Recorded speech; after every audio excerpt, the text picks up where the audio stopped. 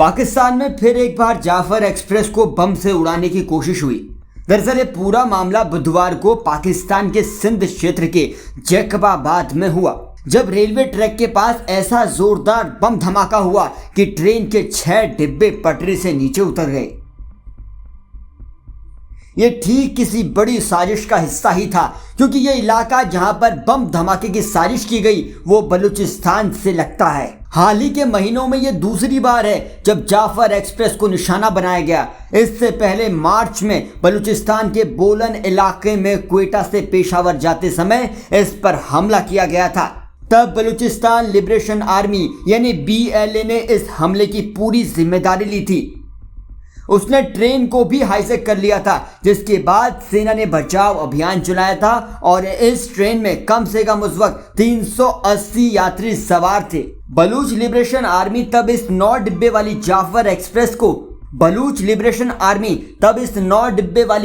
Express के कई यात्रियों को ट्रेन से उतारकर पहाड़ी इलाके में ले गई, जहां उसने कई दिनों तक उन्हें बंधक बनाकर रखा और पाकिस्तान सरकार से अपनी मांग पर अड़े रहे।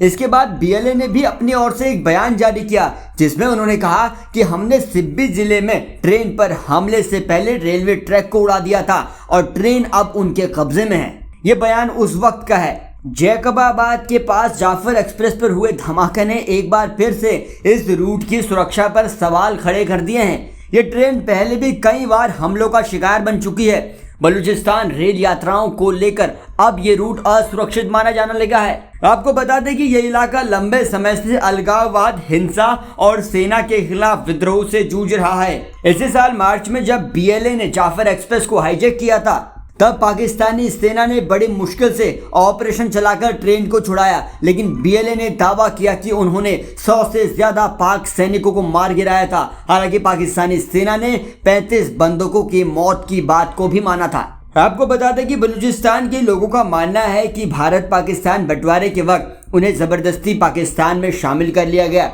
जबकि वो खुद को एक आज़ाद मुल्क के तौर पर देखना चाहते थे। ऐसा नहीं हो सका, इसलिए इस प्रांत के लोगों का पाकिस्तान की सरकार और वहां की सेना के साथ संघर्ष चलता ही रहा है और वो आज तक भी बरकरार है।